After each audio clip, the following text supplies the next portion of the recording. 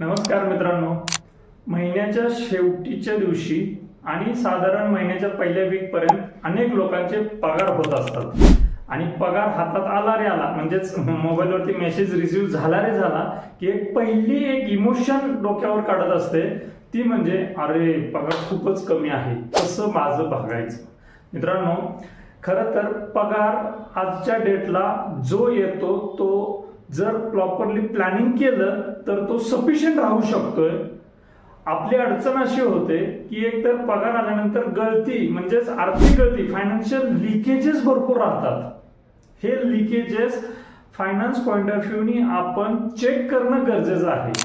पण हे चेक करण्यासाठी आपण उदासीन असतोय, तेवढं अग्रेसिव्हली तेवढं विचार करत बघत नाहीये आणि तसं न बघितल्यामुळंच कदाचित आपल्याला ह्या पगार खूप कमी आहे ह्या इमोशन मधून बाहेर येता येत नाही. खरं तर आपलं फायनान्शियल प्लॅनिंग प्रॉपरली असेल तर आपल्याला कॉन्फिडंटली कामाच्या ठिकाणी वावरता येतं. हा सगळ्यात मोठा पहिला बेनिफिट भेटतो. आणि दुसरा बेनिफिट असा होतो की आपल्या ज्या काही अस्पायरेशन्स असतात, आपले जे काही वैयक्तिक आर्थिक गोल असतात ते पूर्ण होण्याचा कॉन्फिडन्स भेटतो. का तर आपण डिसिप्लिन मध्ये राहतो.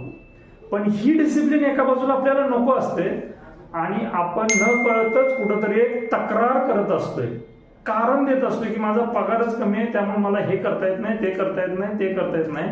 आणि हा कुठंतरी एक कारण देत राहतोय आणि न करत आपण एका विशिष्ट ट्रॅप मध्ये अडकतोय. मित्रांनो, तसं करू नका. ही जी चेक करण्याची उदासीनता आहे, म्हणजे आपले फायनान्शियल डिसिजन चेक करण्याची जी उदासीनता आहे ती कुठंतरी बाजूला सारून बेधडक तज्ञाचं मार्गदर्शन घेऊन आपण त्यावरती मात करता आली पाहिजे. जो मात करतो तोच खऱ्या अर्थानं तणावमुक्त राहतो आर्थिकदृष्ट्या. बघा, पटतंय का ते?